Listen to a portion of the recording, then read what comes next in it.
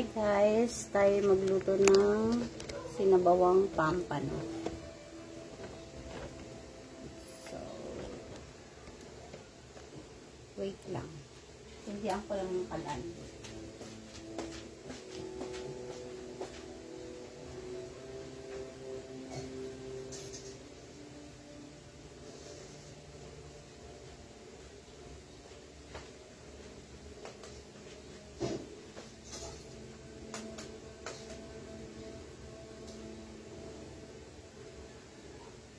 Why ayaw mo?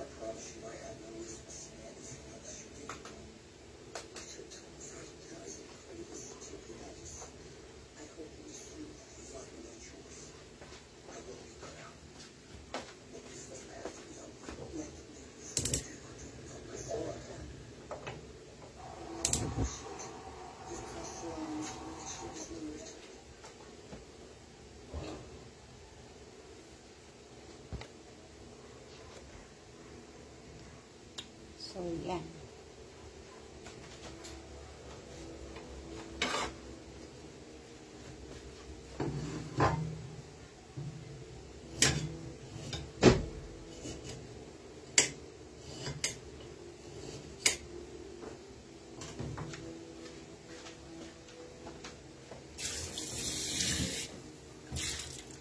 Kahapon wala akong luya. Ngayon naman wala akong sibuyas.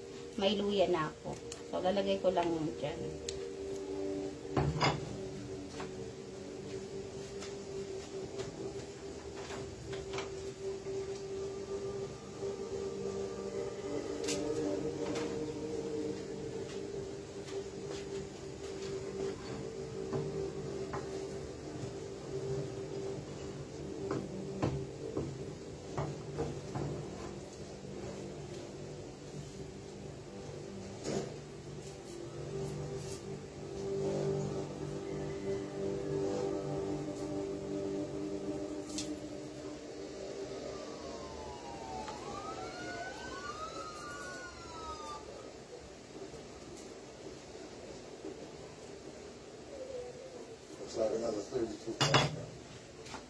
Malagyan ko rin siya ng luya.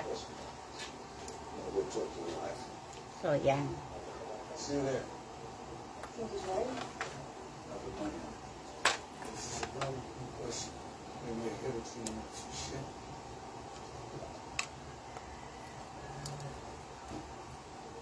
At lalagyan ko rin siya ng paminta.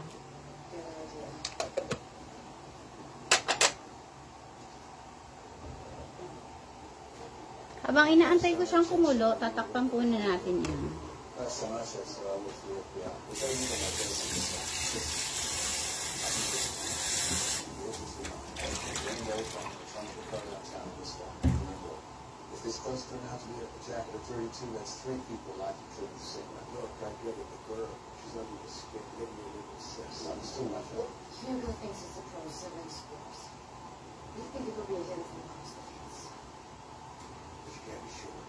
We can't. But if the ballistics match, and it really is the next utilitarian ass from town, we might want to get ahead of that. We're going to need more tests. All right, boys, you have to move.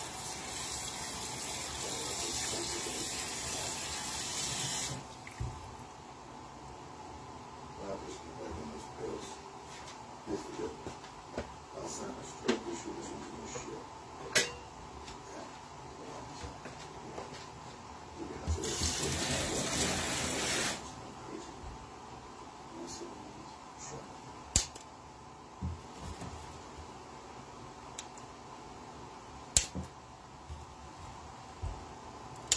Gordon, I'm Agent Sarah. This is Detective Marquez. I'm sorry for what's up. Alright. How's the little son doing?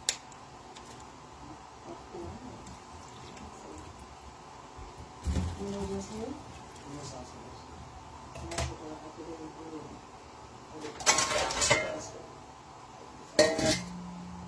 You notice anything unusual happening within a few weeks with Russ's behavior? Since then? His behavior hasn't changed much in years. What kind of law do you get? Yes. So Habang nga pala nag-aantay tayo man ng pakulo, naglilinis ako ng ng paa ng manok. Gagawin kong collagen.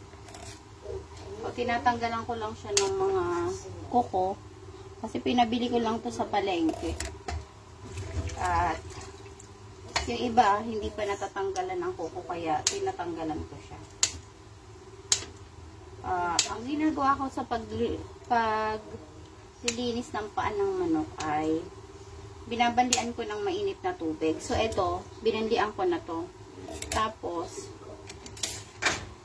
kinakaskas ko yan, yung mga ganyan. Kinakaskas ko yung mga balat na natira. Pati yung dito. Yan. Yan, pag may dumi dyan. So, kinakaskas ko yan.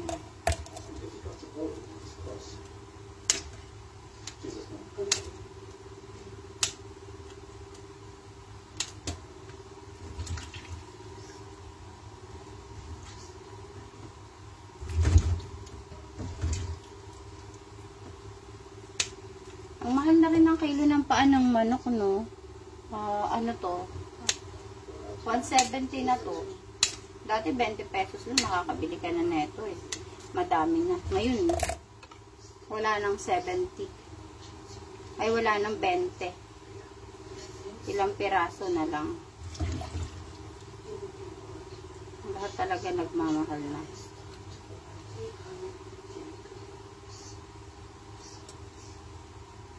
So, lulutuin ko to at gagawin natin siyang pure collagen. Madali lang naman siyang gawin, kaya itatry natin. At i-stack natin siya sa rep. Tapos, anytime na gusto natin kumain, ay kakain tayo at iinitin na lang natin siya. Kasi kailangan natin mag-take ng collagen. Yan. So, gusto ko sanang ganito kalalaki lahat ng paa ng manok. Kaso, hindi pare-parehas yung nabili. Kaya mas maganda na sa umaga bumibili kasi nakakapamili ng maayos. So, balik tayo dun sa ating niluluto. Ayan, kumukulo na siya. Susong ko lang. Yan. So, kumukulo na siya at kumukulo na yan. Tanggalin natin takip at ilalagay natin yung ating pampano. So, ito yung mga pampano. 3 piraso yan. Papakuluan lang natin yan sa tanlad. Yan.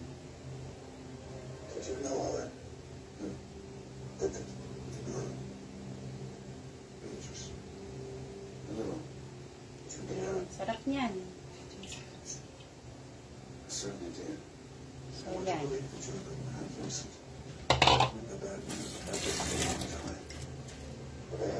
At lalagyan lang natin ng asin. So, asin lang. Yan. Ay, mga pampalasa niyan. Wala tayong ibang lalagay dyan kundi asin lang.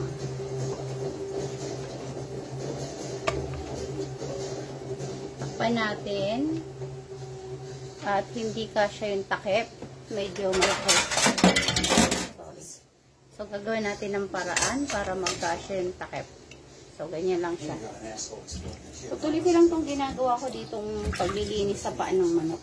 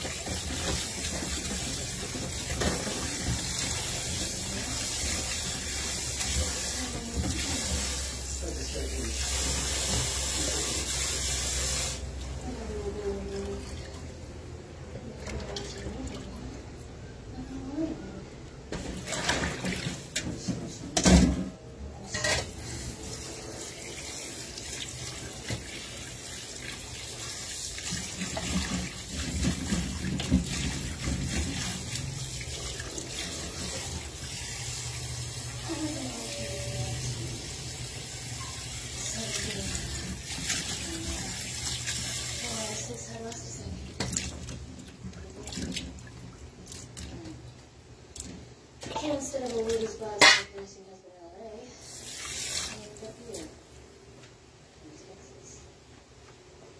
Pass my class. Sure.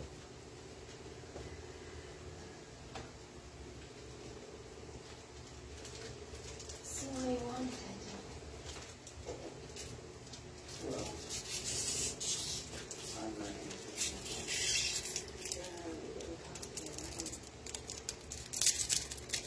That's what I mean. What?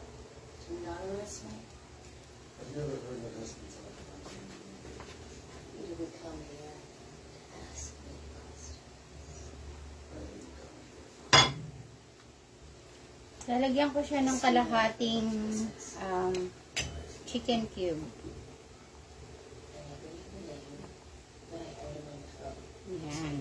Ang ating pampano sinabawan. He's talking about a man from Mexico City Why didn't you say something? because of who he was talking to. You're going to see him. That's what he said. He's good. You should go.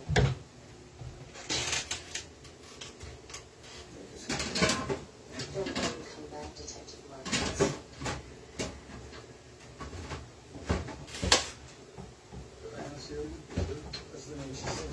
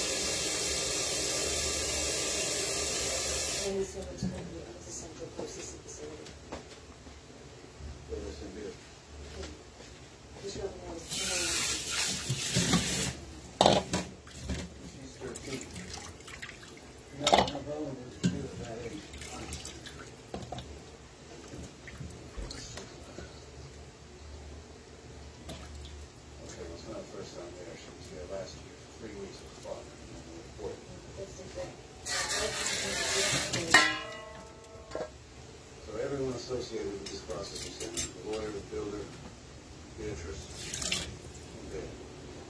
Tikman na natin. She'll make us,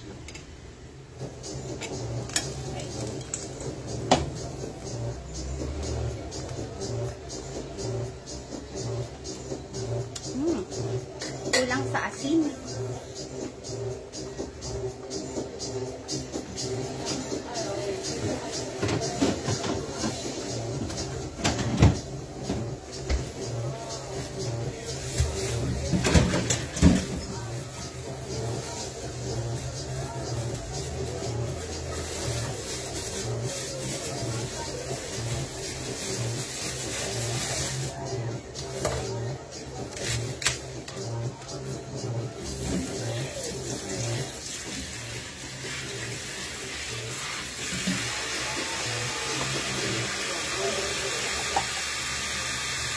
Kulang sa asin.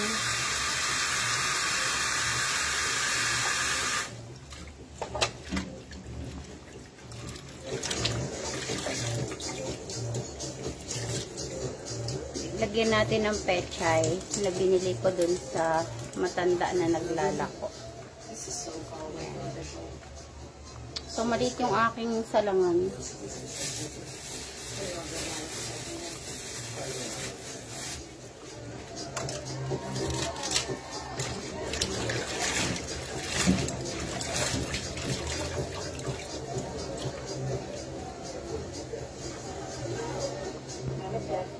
Baby's on the lower deck, moving side. On my way. You don't keep eyes on deck. Got it. Opo, kuya, nakakalakad-lakad na ako. Pero, paika-ika. But, salamat pa rin kay Lord kasi nakakalakad na ako. Yun lang naman hiling ko, palakarin niya lang uli ako. Kahit medyo masakit, okay lang. At itiis ko na po yung sakit ng paa ko, unlike sa dati. Unlike dati na hindi talaga ako makakilos. Pero ngayon, salamat kay Lord dahil nakakakilos na ako kahit papaano.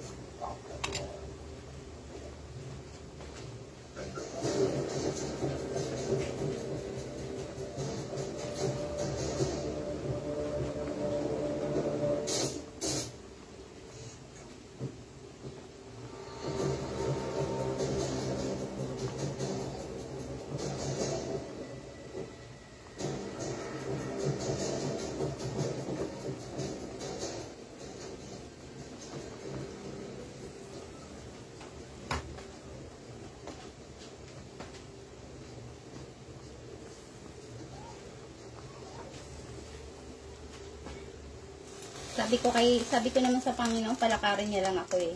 Huwag lang paramdam yung sobrang sakit na halos hindi ako makakilos talaga. Kaya, yun. At least okay na ako ngayon. Kahit paika-ika maglakad, okay. Pero hindi pa po ako nakakalabas po yan ng bahay. Lumabas lang ako mag-church ng Sunday. Pero yung daily routine ko po, hindi ko pa nagagawa. Kasi hindi pa talaga pwedeng persahin yung katawan ko. So, yun sa mga nagmumusta po pala sa akin. Sabi ko gagawa ako ng video doon. Kasi hindi talaga ako makapaggawa ng video dahil hindi pa talaga pwede at hindi ko rin alam kung paano sisimulan. So, sa mga nangumusta po sa akin, maraming salamat sa inyo at okay na po ang ate nyo. Okay na po ako. Hindi pa pala okay na. Ba't kiniklaim ko po kasi na okay ako? Yan. Ba't hindi pa masyadong okay? Nagpapagaling pa rin. Still na nagpapagaling pa at nagpapalakas pa. Gusto kong gumawa ng video doon about sa naranasan ko. Kaso hindi ko alam kung paano sisimulan talaga.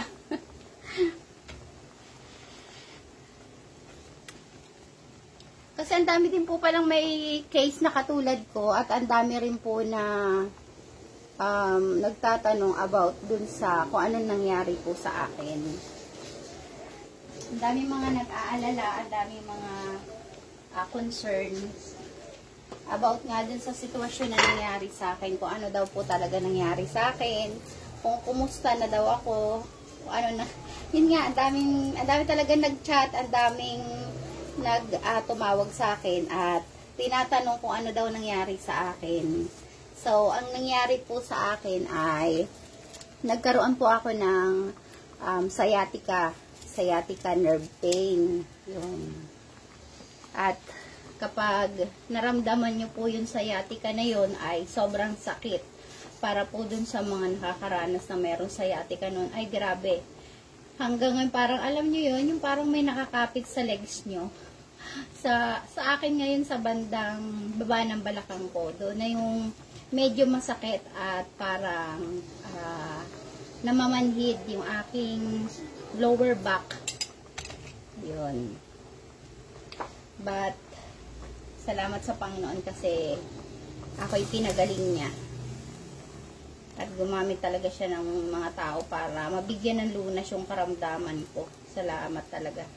Unlike before na talaga na dumating ako sa point na naka-diaper na ako para sa kaalaman po ng lahat.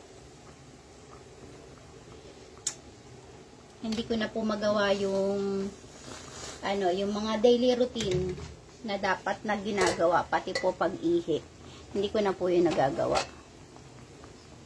Gagawa po ako ng para sa mga nagtatanong at daw, hindi ko nga alam sa Lord, ano ba yung, basta may mga nagtatanong kasi kung ano daw yung ginawa ko, kung ano daw yung paraan, kung paano nawala yung sakit ko. Dahil po nagtatanong sa akin yan. Kasi marami din po talaga nakakaranas ng katulad ng naranasan ko. Hindi lang pala ako ang nakaganon. At yun sa akin ay diretsong na kasi. Parang matagal ko na po kasing iniinda yun. Tapos, na-trigger lang siya na-trigger siguro dahil kumakain pa rin ako ng mga nakakapagpa-trigger sa kanya. So, ang dapat siguro po, kapag may sciatica, nerve pain po kayo, sciatica, ganon, iwasan nyo na po yung mga yung mga ipinagbabawal na pagkain sa inyo. Kasi isa po yun sa nakakapagpa-trigger para po sumakit yung inyong mga sciatica. Kaya kung kayo po ay nakakaranas nun, ay naku na, sobra ko kayo naiintindihan. Dahil ako dumating din po sa point na sobrang sakit ang naramdaman ko.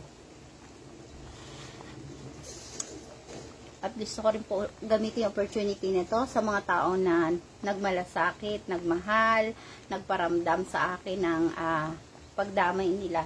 Salamat sa inyo. Mahal ko rin po kayo. Sa mga ginamit, mga sasakyan, para makarating ako dun sa emergency. Opo, nakaraano na rin ako na pala naisugod dun sa emergency kasi nga sobrang sakit na po niya.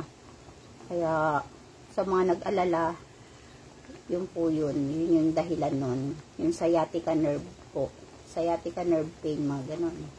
Yung sa akin po kasi ay parang malala na siya. At ngayon, inobserbahan pa rin po ako kung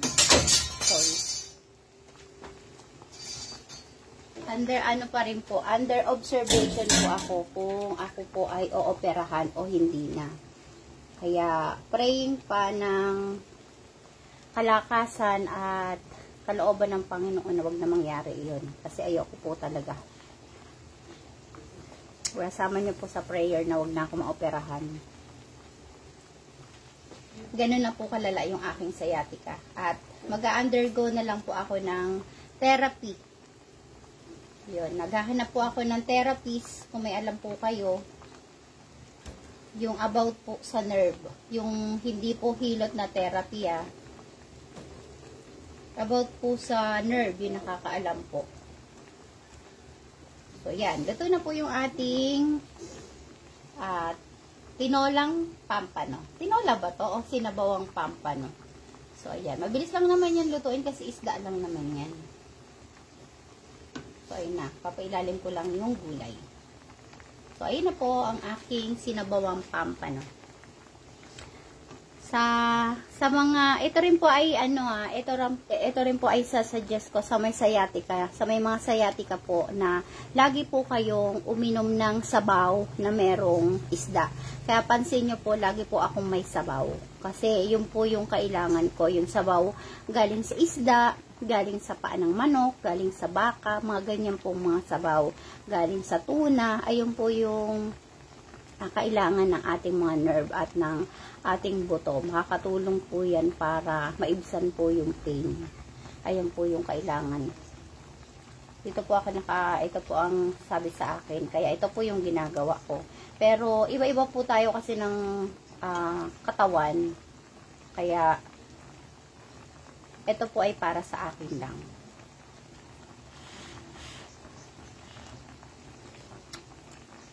Kaya yan. So, luto na ang aking sinabawang pampano at ito ay higup-higupin ko lang yung sabaw. Ito po yung kailangan ko dyan. Yung ayan o, yung mga oil na lumalabas mula sa isda. Yan. Ayan po ang kailangan ko. Fish oil. Yan po yung kailangan ng katawan ko para po dito sa sakit ko. So, kaya po ako ay nagsasabaw ng isda. Yan po. Kailangan po yan ng ating mga buto, kailangan yan ng ating mga nerve, kailangan yan ng ating mga ng ating katawan to. Itong mga sabaw-sabaw na to. Kaya huwag na kayo magprito-prito. Magsabaw-sabaw na lang kayo, mas masustansya yun. At ang sciatica nerve pain po ay hindi lang po yan pang mga masisipag, pang mga laging nakaupo. Pwede po yan mangyari kahit kanino kung kulang yung katawan nyo ng sustansya. At kailangan nyo po talaga alagaan yung katawan nyo dahil mahirap pong magkasakit at sobrang sakit ng may sakit, grabe. Sobrang namaga. Pardayin ko pa yung nanood ng ng trending ngayon na teleserye sa Netflix na nakakaiyak. Nung naramdaman ko yung sakit ko pong yun. Ay, kaya doon, meron ba si mamang yung magic fruit? Meron pa ba? So, ayan, okay na yan. So, tatakpan na natin uli at ako ay magluluto naman ng collagen. So, bye-bye na for today at ako ay mag-vlog naman ng about sa collagen. So, thank you for watching. Bye-bye.